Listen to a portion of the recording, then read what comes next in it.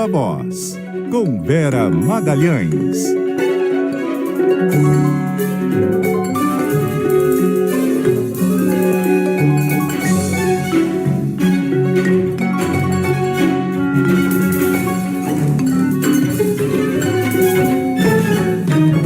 Vera Magalhães, muito boa noite, seja bem-vinda neste seu verde bandeira. Já tô aqui no esquenta para o jogo de amanhã, Débora. Boa noite para você, para Carol, para os ouvintes, também para quem nos assiste. Oi, Vera, boa noite. A nossa líder isolada no bolão da firma. Assumiu a liderança? O Trapaqueira? Ontem já era tinha no comercial, assumido, né? hoje eu tô mantendo ali, tô mantendo a duras penas. Eu tinha posto 3-0 para a Suíça, tava felizona. E aí começou a sair um monte de outros gols e aí, enfim. Gilson Mota já perdeu a liderança. Por enquanto, né? Vera estava no encalço dele, prometeu e cumpriu. E fui lá.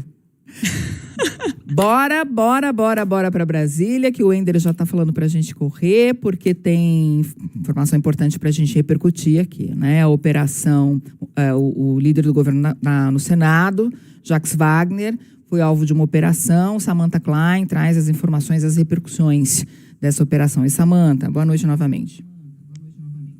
Débora, Vera, Carol, boa noite. Olha, o líder do governo, Jacques Wagner, líder do governo no Senado, rebateu as acusações de ter atividades ilegais relacionadas ao Banco Master. Ele afirmou que os valores encontrados em endereços ligados a ele são relacionados a viagens. Na operação de busca e apreensão de hoje, os agentes da PF encontraram $55 mil e 33 mil euros. E essa nova etapa da Compliance Zero investiga a possibilidade de corrupção e tráfico de influência. Numa entrevista à Band News, Jacques afirmou que desde o início do mandato recebeu $70 mil do Senado em diárias e que nas missões internacionais prefere utilizar o cartão de crédito pessoal. Numa nota, também a assessoria diz que o montante é fruto de diárias legais declaradas e não utilizadas em missões internacionais oficiais. Só que vale lembrar que o Senado não entrega dinheiro em espécie. Pelo menos não é o costume. A Polícia Federal também identificou pagamentos na ordem de R$2.400.000 num apartamento em Salvador, feitos pelo empresário Augusto Lima, ex-sócio do Banco Master. E segundo o Jacques, ele solicitou a Guto Lima, como chama, para que ele comprasse esse apartamento, para que ele depois pudesse recomprar o imóvel. Segundo Jacques, o objetivo era dar à sua filha esse apartamento. Na entrevista também, ele disse que a relação com o banqueiro Daniel Vorcaro é praticamente zero. E segundo a investigação da Polícia Federal, o senador também teria feito lobby no governo pela aprovação da compra do Master pelo Banco de Brasília e no Senado pela aprovação daquela emenda Master que pretendia quadruplicar o valor de garantia do FGC Investimentos em CDBs. Com vocês. Obrigada, Samantha, pelas informações. Vera, de qualquer forma, a nota do senador diz que esclarece que ele não é réu, não foi denunciado e não foi acusado em nenhum processo relacionado aos fatos investigados. Mas tem ali elementos tão difíceis de ser explicados. É inicial ainda a investigação e é por isso que ele não foi nem indiciado, nem denunciado e muito menos é réu. A gente está no início de uma investigação em relação a ele e geralmente esses procedimentos de busca e apreensão são o pontapé inicial em investigações a partir de indícios colhidos em outras fases da operação. Nesse caso, havia, e a gente sempre vem falando isso aqui, um farto material coletado com o próprio Vorcaro nas fases anteriores da Operação Compliance Zero, que agora estão se desdobrando em investigações em relação a vários políticos e a várias outras autoridades sem mandato também. O senador Jacques Wagner, ele tinha feito uma manifestação nesta semana, anteontem, a gente falou sobre ela aqui, quando ele disse que a revista Veja dizia que haveria um braço do PT da Bahia na delação do Vorcaro, mas que isso era mentira. e que de mais a mais uma delação quando não aceita o que foi dito na tentativa de fechar, ela deveria passar por uma máquina picotadora. Aquilo me chamou bastante a atenção, porque ele falou isso numa parte ao senador Davi Alcolumbre. A atuação dos dois ali muito casada também nas últimas semanas, nos últimos meses, Davi Alcolumbre e Jacques Wagner. Vai caber a ele explicar, essas explicações parecem um tanto quanto confusas, porque uma parte é o que o ministro André Mendonça tornou público, que a Polícia Federal já tinha descoberto, ou que tinha indícios de ter descoberto a partir das mídias do Vorcário, e outra coisa é o objeto já de hoje da busca e apreensão nos endereços do senador. E esse dinheiro todo em espécie já é dessa segunda leva. Essa explicação dele de diárias não usadas e pagas em espécie que ele pagou no cartão parece um pouco esquisita, assim como essa ideia de você chegar para um empresário que tem negócios com o governo da Bahia, né? Não é um empresário qualquer, fala, olha, você compra esse apartamento aqui de R$2.450.000 para mim, depois eu vou lá e recompro de você, porque eu quero dar para minha filha. Não parece ser um negócio corriqueiro, que todo mundo propõe a um empresário, vai lá e, claro, para já. Peraí, tô comprando, depois quando você quiser recomprar, você me avisa, tá bom? Me avisa com uma certa... Me parece uma história muito estranha essa, e que tem que ser comprovada. Se toda essa operação se deu, deve ter algum tipo de conversa, documentação, etc., que mostre isso. Então, a princípio, não é confortável a situação do senador Jacques Wagner, ele é líder do governo, não é um senador qualquer, é um dos senadores mais próximos do Lula, tem um papel ali central no PT, já foi ministro do Lula, já foi importante no governo da Dilma. Então, isso tem um potencial grande de mais ou menos igualar o jogo em relação à oposição, que até aqui estava sofrendo um maior desgaste com as revelações do caso Master. Bom, e aí, claro que a repercussão política é muito grande em Brasília. O Igor Cardim traz para a gente. Oi, Igor, boa noite para você de novo. Boa noite para você, agora para a Vera também, para os ouvintes. Pois é, o presidente Lula ligou para o senador Jacques Wagner, líder do governo no Senado, para prestar solidariedade depois dele ter sido alvo dessa nova fase da Operação Compliance. E aí também nesta entrevista, Wagner disse que conhece Lula há quase 50 anos e só deixará a função de líder se houver uma decisão do presidente. Ele afirmou ainda que não tratou da possibilidade da sua saída da liderança e que, por hora, permanecerá no cargo. Apesar dessa sinalização de apoio do Planalto, o caso já provocou um debate interno ali entre a base aliada e integrantes do próprio governo que avaliam que Wagner deveria se afastar da liderança para evitar que as investigações envolvendo o Banco Master contaminem politicamente o governo Lula. Essa decisão, entretanto, segue, então, nas mãos do presidente. No Congresso, a repercussão também foi imediata. O presidente do Senado, Davi Alcolumbre, manifestou solidariedade ao parlamentar e defendeu respeito à presunção de inocência. Na minha cabeça e no meu coração, era para a gente preservar o amor, o respeito, o carinho. Nós estamos exaltando o ódio, a raiva e a agressão contra aqueles que a gente nem sabe o que fez ou se fez. Então, portanto, meu apoio, a minha solidariedade integral a um colega senador da República, e eu tenho a convicção que no decorrer do processo, as verdades do senador Jacques Wagner virão à tona e elas serão comprovadas e um dia elas serão julgadas. E é lá nesse dia que a pessoa pode ser condenada ou inocentada.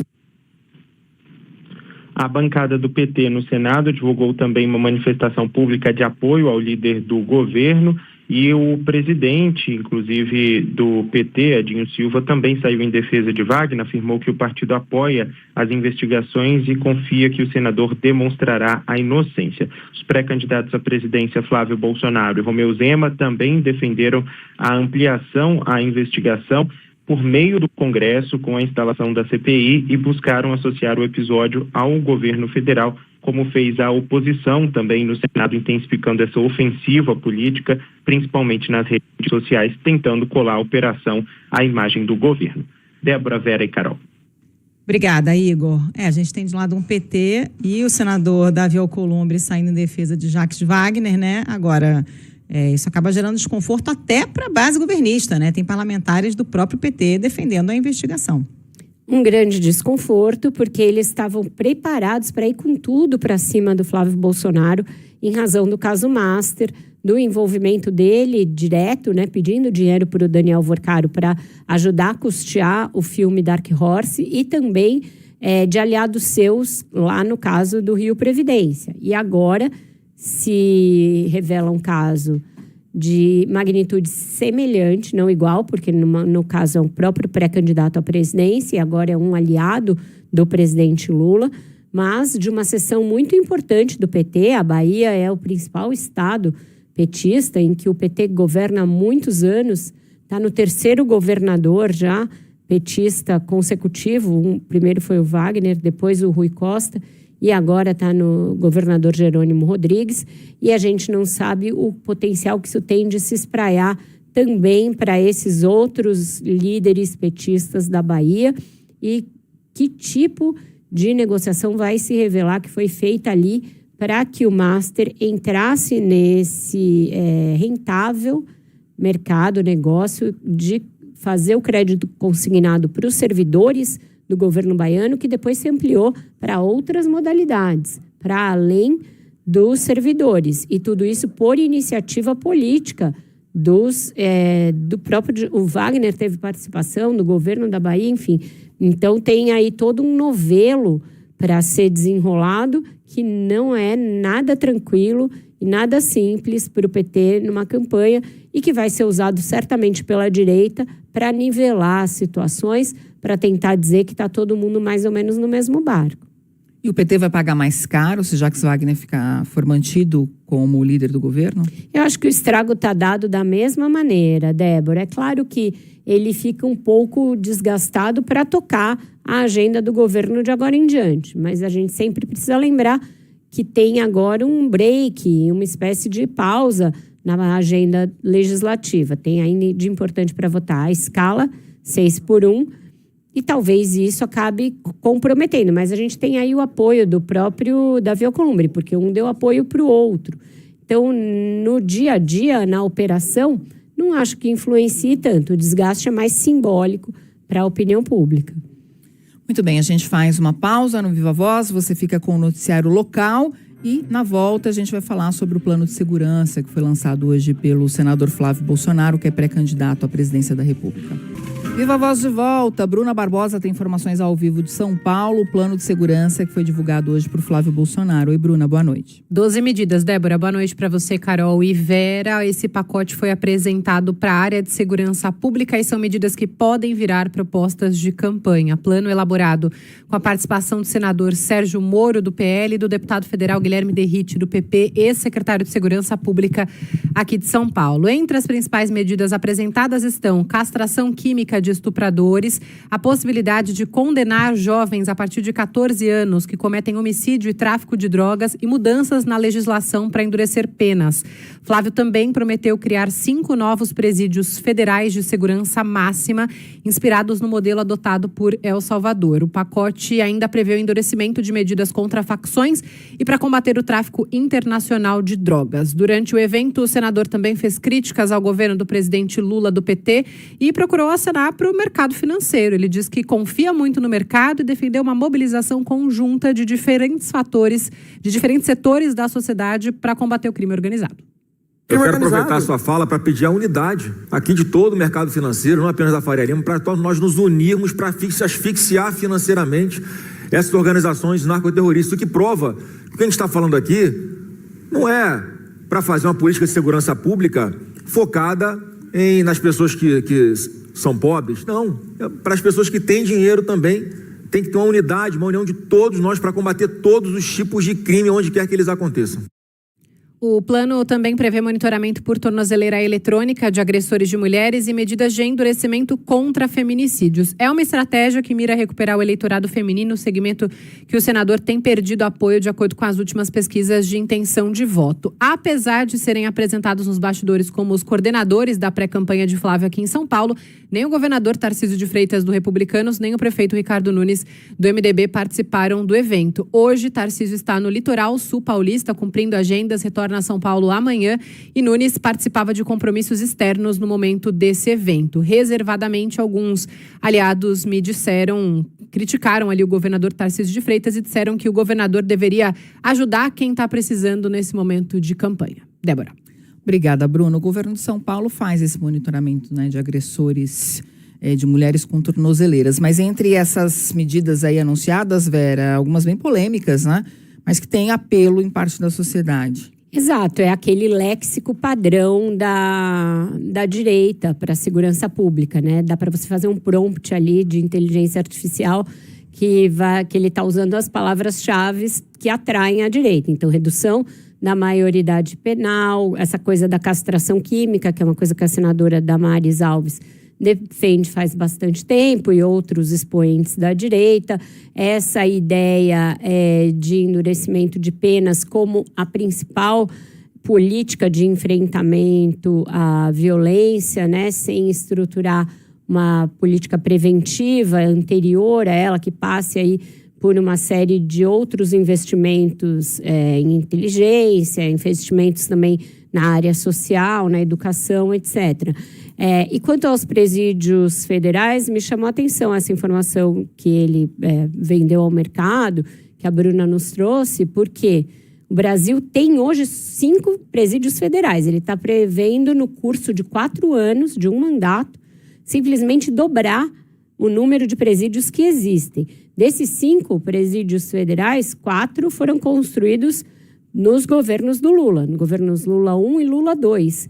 E o 5º foi inaugurado no governo Michel Temer. O pai dele, Eduardo Bolsonaro, construiu um total de 0 presídios nos 4 anos em que foi presidente da República. Então, não foi uma política tocada pelo Jair Bolsonaro, nem pelo Sérgio Moro, que está na elaboração do plano de governo do Flávio e era o ministro da Justiça em uma parte do governo Bolsonaro, e não lançaram nenhum presídio federal de segurança máxima no período em que estiveram no Palácio do Planalto. Então, se ele lançar essa proposta, vai ser facilmente rebatida pelo Lula, que tem serviço para mostrar nessa área, estruturou o sistema de presídios federais, né, o sistema penitenciário federal, inaugurou 4 dos 5 presídios que existem hoje.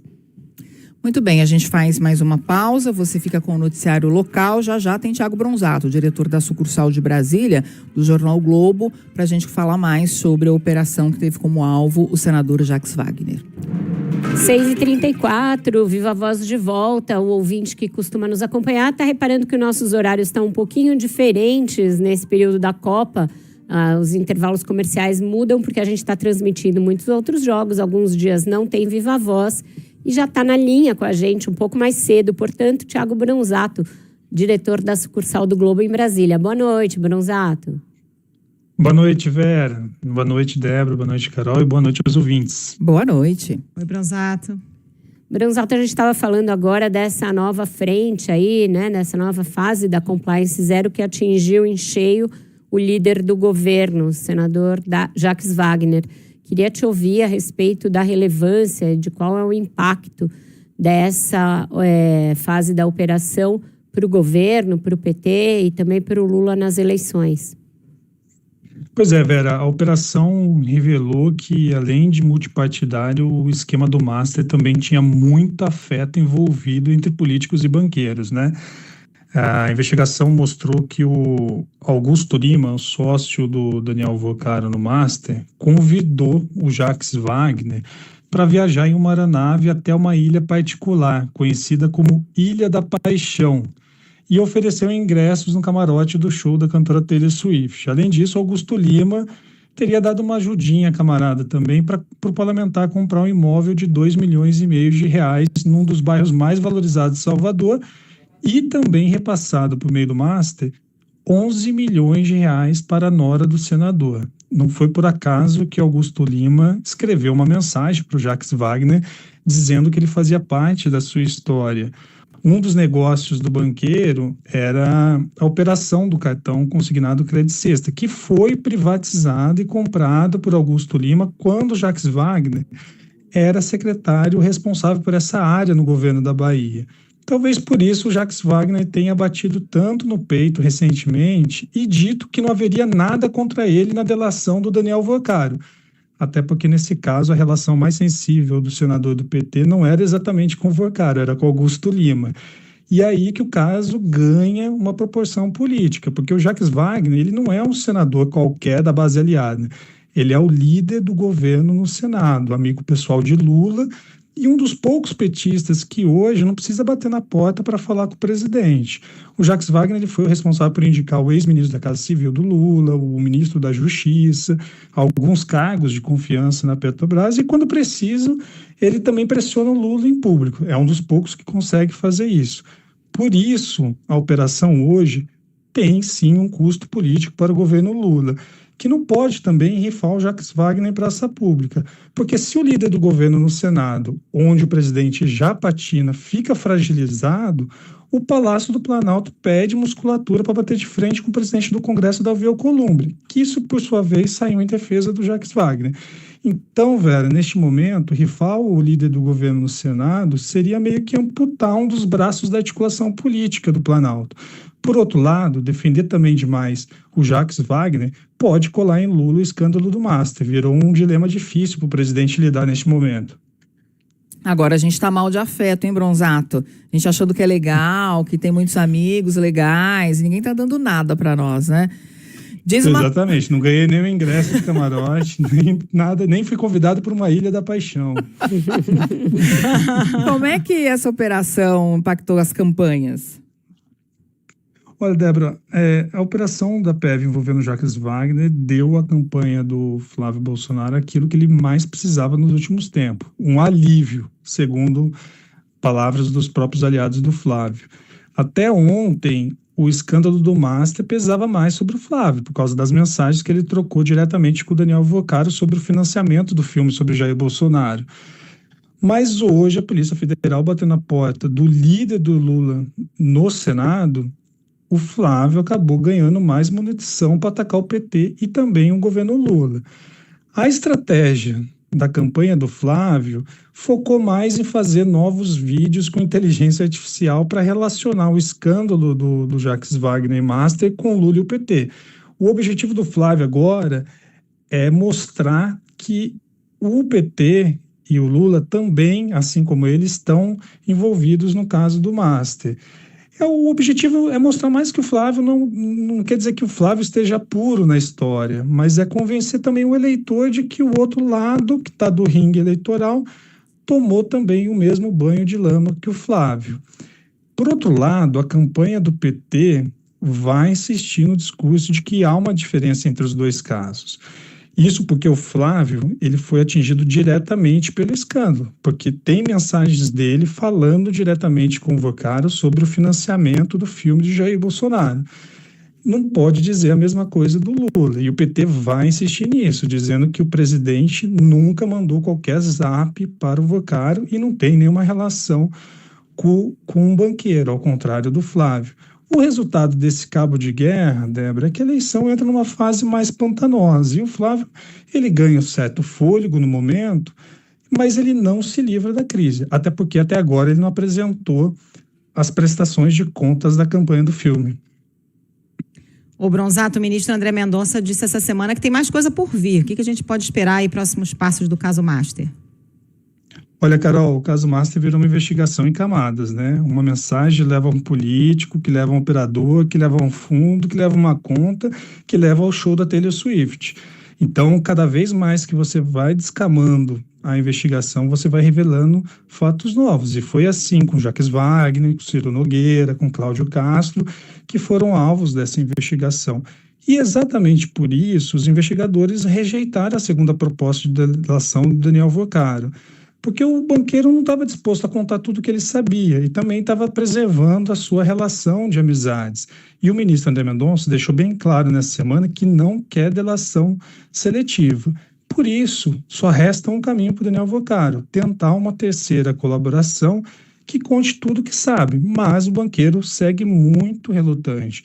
Enquanto isso, a Polícia Federal segue avançando em nomes de diferentes colorações partidárias, em nomes do bolsonarismo, do Centrão e também agora do núcleo do PT. A tendência é que cada lado tente empurrar o caso Master para o colo do adversário, mas a investigação, de fato, como disse o André Mendonça, deve revelar mais fatos novos. É isso, Thiago Bronzato conosco às terças e quintas. Obrigada por hoje, Bronzato. Até a próxima, pessoal. Valeu, Bronzato. Até. Valeu, A gente Bronzato. faz mais um intervalinho e volta já com mais Viva Voz. A gente volta com informações em São Paulo da Karen Lemos, que está de olho no noticiário internacional, porque o Departamento de Estado americano criticou a condenação do ex-deputado federal Eduardo Bolsonaro pelo Supremo Tribunal Federal. Conta pra gente, Karen, boa noite. Isso mesmo, boa noite, Carol, Débora, Vera, também para os ouvintes. O Departamento de Estado defendeu o ex-deputado do PL numa nota que foi atribuída ao porta-voz da pasta, que é comandada por Marco Rubio. No conteúdo que foi obtido pela agência de notícias Reuters, o departamento critica a condenação de Eduardo pela primeira turma do Supremo Tribunal Federal, que entendeu aí por unanimidade que o ex-deputado cometeu o crime de coação no curso do processo da tentativa de golpe em 2022. A corte fixou sentença de 4 anos e 2 meses de prisão e também tornou ele inelegível. Bom, o Departamento de Estado classificou essa decisão da Justiça brasileira como o mais recente episódio em um padrão de perseguição e guerra jurídica por parte dos tribunais brasileiros contra a oposição política. E acrescentou ainda que o debate político tem que ser resolvido por eleições democráticas e não por condenações judiciais.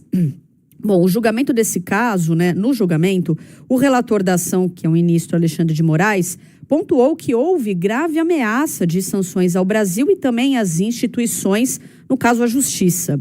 Afirmou ainda que não se pode fazer lobby contra o país e que o processo penal não é palhaçada, palavras que ele usou. Eduardo Bolsonaro foi representado pela Defensoria Pública da União, que disse que as manifestações do parlamentar se tratavam de manifestação de liberdade de expressão e articulação política. E questionou o fato de Moraes ter sido relator do caso, considerando que ele foi um dos sancionados pela Lei Magnitsky. A condenação de Eduardo já havia sido criticada antes pelo próprio presidente americano, Donald Trump, durante a cúpula do G7. Ele mencionou o fato, só que confundiu um pouco o resultado aí do julgamento, Ele reclamou que prenderam o Bolsonaro Júnior e ainda afirmou que o Brasil se tornou um país perigoso do ponto de vista político. Carol. Obrigada, Karen. Mais uma vez, Vera, a família Bolsonaro se tornando ponto de atrito entre os governos do Brasil e dos Estados Unidos, a ponto de ontem o Lula dizer para o Trump não se meter na eleição do Brasil. Eles tiveram um encontro lá, conversaram rapidamente. Pelo jeito, dessa vez não houve química, as coisas não saíram bem. O presidente Trump deu essa declaração questionado por um repórter, em que ele faz uma fala bem complicada e com muitos equívocos, dizendo que o Eduardo Bolsonaro, que por sua vez não é júnior, teria sido preso, quando na verdade ele está nos Estados Unidos, não está nem no Brasil. Então, a gente percebe que as informações estão chegando de orelhada na Casa Branca. Estão recebendo informações ali nessa rede de desinformação que existe, não pelos canais oficiais, informando o presidente do país também de orelhada e não pelos canais oficiais. E isso está resultando em um certo ruído diplomático que pode piorar as coisas para o Brasil. Quando a gente tem um presidente que age na base do voluntarismo, que confunde os conceitos dessa maneira, confunde economia e política a todo momento, usa ideologia para pautar decisões comerciais e econômicas. Tudo isso é muito perigoso para o Brasil, é muito delicado e a gente tende a fugir do risco de que o governo brasileiro entre nesse mesmo diapasão, entre nesse mesmo tom e comece a disputar com o Donald Trump é quem bate mais no peito e faz bravata. A gente tem que tomar muito cuidado para que isso não tenha consequências ruins para o Brasil do ponto de vista político e econômico, para além desses reveses que a gente acolheu recentemente com essas decisões do governo Trump. A gente faz mais uma pausa no Viva Voz, daqui a pouco a gente volta para falar das ações do STF contra as pautas bomba. Antes da gente encerrar o Viva Voz, dá tempo aqui de uma última notícia, porque o presidente do Supremo, o ministro Edson Fachin, deu andamento a uma proposta do ministro Gilmar Mendes para a fixação de uma súmula vinculante para combater as chamadas pautas bomba. Seria uma iniciativa para coibir que leis ou atos normativos criem despesas obrigatórias ou concedam benefícios fiscais sem a devida estimativa de impacto financeiro e adoção de medidas compensatórias. Esse despacho, então, do presidente do Supremo diz que a proposta do Gilmar atende aos requisitos formais. É uma proposta que determina que é considerada inconstitucional qualquer lei que crie ou altere essa despesa obrigatória. E exige-se, então, a indicação das respectivas medidas compensatórias, súmula que agora vai seguir algumas etapas regimentais. O ministro Fachin abriu prazo para que as partes envolvidas apresentem manifestações, a PGR vai falar, e aí os ministros que integram a comissão, tem uma comissão de jurisprudência que vai ter 15 dias para fazer uma avaliação. Pode virar um ponto de estresse aí com o Congresso, Vera?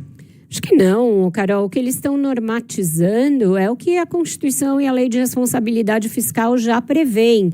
Eles estão só uniformizando o entendimento e a forma como essas legislações devem ser aplicadas para evitar que, a cada caso, se dê uma decisão judicial, quando o judiciário for questionado, diferente. Acho salutar, acho bem-vinda, acho que o Supremo até iniciou um processo de adotar súmulas vinculantes e entendimentos que uniformizassem vários dos assuntos que acabam sempre caindo lá.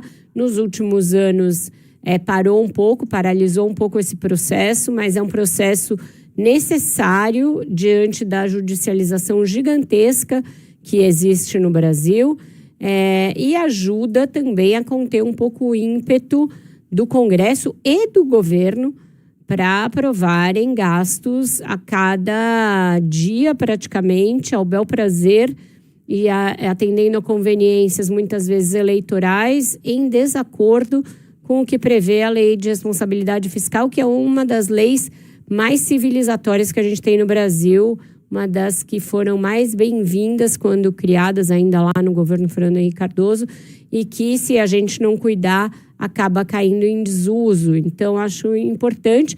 E dessa maneira, né, também tem um aspecto político-institucional que o ministro Edson Fachin faz um aceno ao Gilmar Mendes. Os dois andavam meio se pegando ali, meio atritados. Faz um gesto conciliatório em relação ao decano, ao acolher uma sugestão dele. Isso também tem um peso na dinâmica interna do próprio STF. Vera, obrigada por hoje. Amanhã tem mais Viva Voz. Amanhã tem mais, a gente faz um resuminho da semana. E amanhã tem Brasil, né, minha gente? Vamos lá, Sim. Vamos que vamos. Beijo, Vera. Viramos de verde e amarelo. Tchau.